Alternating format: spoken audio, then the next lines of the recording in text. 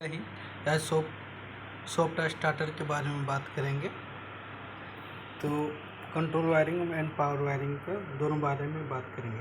First neutral है ये RYB।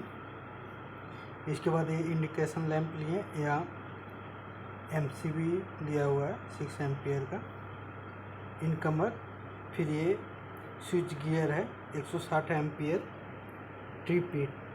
TP मतलब 3 पोल।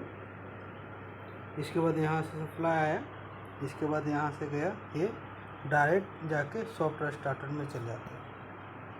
सॉफ्ट स्टार्टर में गई, इसके बाद ये सॉफ्ट स्टार्टर किस लिए यूज़ किया जाता है? सॉफ्ट स्टार्टर इसलिए यूज़ किया जाता है जहाँ हमको रिक्वायरमेंट स्लो स्टार्टिंग की रिक्वायरमेंट होती, जहाँ जर्क क्या है, जर्क की रिक्वायरमेंट नहीं होती, जहाँ आजकल अचानक से मोटर स्टार्ट हो गई तो कुछ नुकसान हो सकता है, कुछ डैमेज हो सकता है। इसलिए रिक्वायरमेंट होती कि मेरा मोटर जो है आराम से स्टार्टिंग कंडीशन में स्लो से स्टार्टिंग हो। ये 15 सेकंड के लिए होता है, ये स्टार्टिंग के लिए। जब तक स्टार्टिंग ये फुल RPM पे नहीं, 75% RPM पे जब तक रन नहीं करता तो ये इसमें टाइमिंग सेट करने के लिए रिक्वायरमेंट रहती है कि आप जितना सेट कर सकते हैं। ये एक्सेलरेशन एंड डी एक्सेलरेशन ये आप अपने अकॉर्डिंग सेट कर सकते हैं। तो इसकी बात करते हैं। ये VFD में L1 L2 आ गया। ये जो है सप्लाई देख रही है बाईपास है, ये 115 एम्पियर का, ये डायरेक्ट मोटर में जाती है। ये बाईपास कॉन्टेक्टर है। ये जब 15 सेकंड के बाद एक्सेलरेशन हो जाता है, इसके बाद ये डायरेक्ट स्टार्टिंग होने के बाद RPM होने के बाद जितना सेकंड आप एक्सेलरेशन डालेंगे, इसके बाद ये कट हो करके ये डायरेक्ट ये बाईपास इधर से सप्लाई इसको देती है। ये ज़्यादा देर तक हम रन इसको नहीं करा सकते, सारा डायरेक्ट लोड इस पर नहीं दे सकते। ओनली वन ये स्टार्टिंग पर्पस के लिए हम लोग सॉफ्ट स्टार्टर लगाते हैं, रिक्वायरमेंट यही है।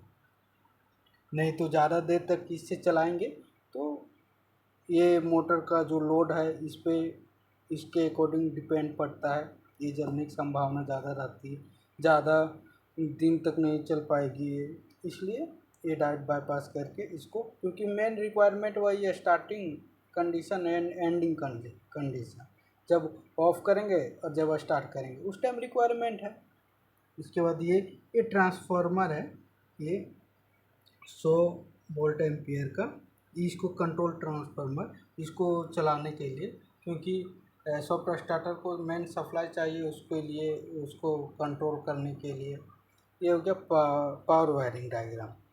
पावर वायरिंग डायग्राम समझ में आ गया। अब कंट्रोल वायरिंग डायग्राम के बारे में बात करें तो सॉफ्ट स्टार्टर का कंट्रोल वायरिंग डायग्राम। ओके, तो देखिए फर्स्ट R लिए, यहाँ MCB लगाएं,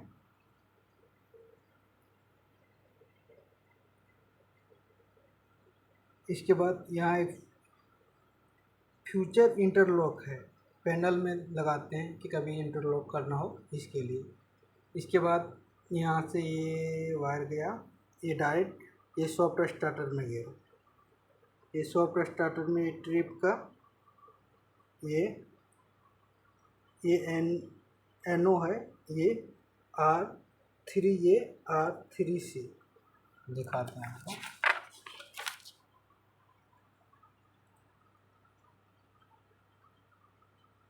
देखिए R3, ये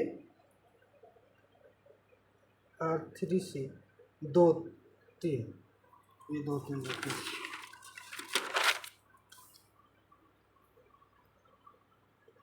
देखिए R3A R3C ये।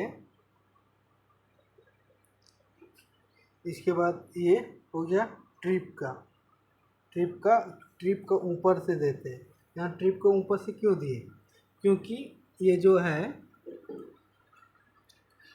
ये सर्किट को अभी क्लोज है, इसको ओपन कर देगी तो इसको कमांड यहाँ से जाएगी सॉफ्ट स्टार्टर में सॉफ्ट स्टार्टर कमांड देगी ये ट्रिप का इंडिकेशन लैंप को, ओके, ट्रिप का इंडिकेशन लैंप को। ये फिर यहाँ ये कॉन्टेक्टर है, कॉन्टेक्टर का एक्सिलरी कॉन्टेक्टर 3 नंबर कोडिंग रहता है पैनल में, आप कभी देखिएगा तो X1 X2 ये X1 ये X2 एक्सिलरी कॉन्टेक्टर।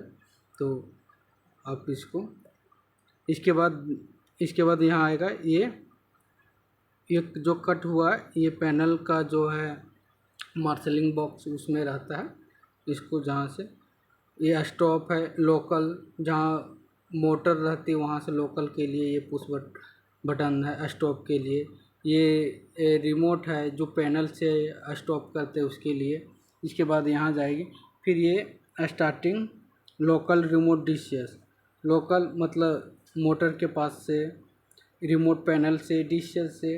इसके बाद ये एक्सिलरी कॉन्टेक्टर है, ये जो पुश बटन है ये एक्सिलरी कॉन्टेक्टर जो 1 है उसका लेंगे, ये NC लेंगे, NO कॉन्टेक्ट लेंगे ये स्टार्ट के लिए। इसके बाद इधर से सप्लाई जाएगी इधर, फिर लोग रिमोट से स्टार्ट करेंगे, स्टार्ट का कमांड दिए, ये स्टार्ट कमांड हुआ तो ये एक्सिलरी कॉन्टेक्टर 1 हुआ, एक्सिलरी कॉन्टेक्टर 1 हुआ तो ये NO है तो NC में कन्वर्ट हो जाएगा। इसके बाद सप्लाई इधर से इधर आ जाएगी। एक बार इसको कमांड दिए इधर से सप्लाई, ये कॉन्टेक्टर 1 हुआ तो ये NO से NC हो जाएगा, इधर से कमांड हो जाएगा। ये डिशेस में ये कॉन्टेक्टर की लफड़ा नहीं होती, ये कमांड देती है डायरेक्ट शॉर्ट कर देती है।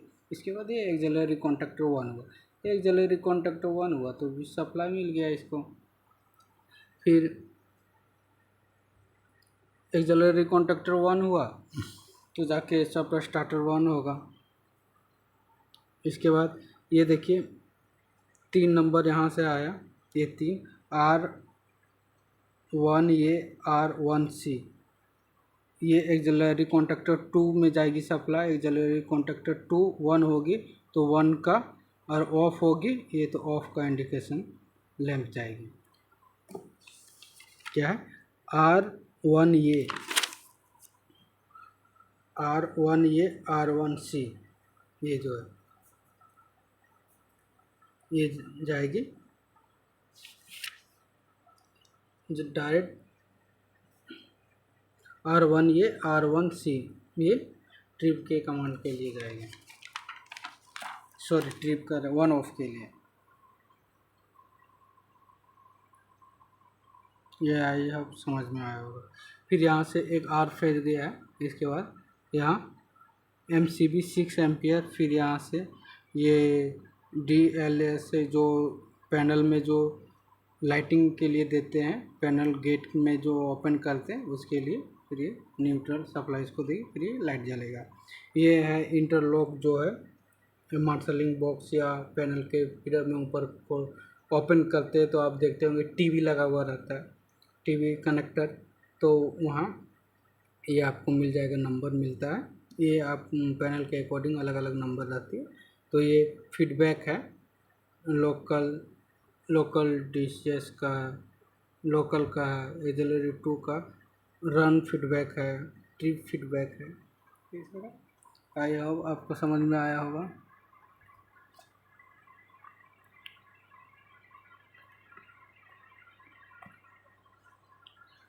और आप मेरे चैनल पे बने रहिए, आपको फुल डिटेल में मैं बताऊंगा, अच्छी तरह से समझा के बताऊंगा कैसे काम करती कैसे नहीं करती है।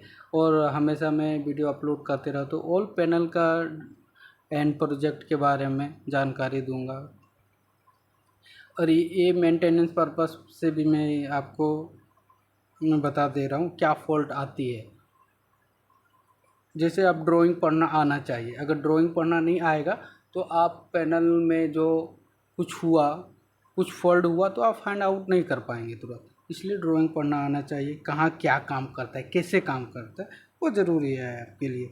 तो ये कभी कभी होता है कि ये जो है सॉफ्टवेयर स्टार्टर का जो फीडबैक, ये फीडबैक नहीं मिला ये एक्सिलरी 2 को, कॉन्टेक्टर को, ये कॉन्टेक्टर 1 नहीं होगी तो कभी कभी 1 हो गए भी VFD हो, इंडिकेशन लैंप नहीं जल रहा है, तो इंडिकेशन लैंप नहीं जल रहा है, ये कॉन्टेक्टर 1 नहीं हो रहा। कभी कभी कॉन्टेक्टर भी ख़राब होता है कभी कभी सप्लाई आ रही है ये सॉफ्ट स्टार्टर से ये कॉन्टैक्टर में, लेकिन वो ऑपरेट नहीं कर रहा, ये भी प्रॉब्लम होगा। कभी कभी NO NC कॉन्टैक्ट चेंज नहीं होगा, ऑपरेट नहीं होगा, तो कभी कभी कॉन्टैक्ट नहीं मिलता, NO नहीं मिलता, NC नहीं मिलता, ये सब प्रॉब्लम होती।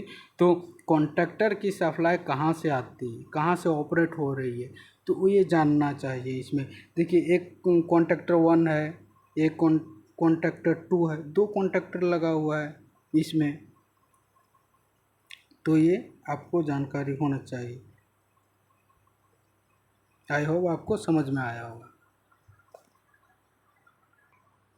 एक कॉन्टैक्टर ये भी 3 है, 1 देखिए आप 1 एक कॉन्टैक्टर है, AXI एक्सिलरी कॉन्टैक्टर 1 2 3 3 कॉन्टैक्टर है।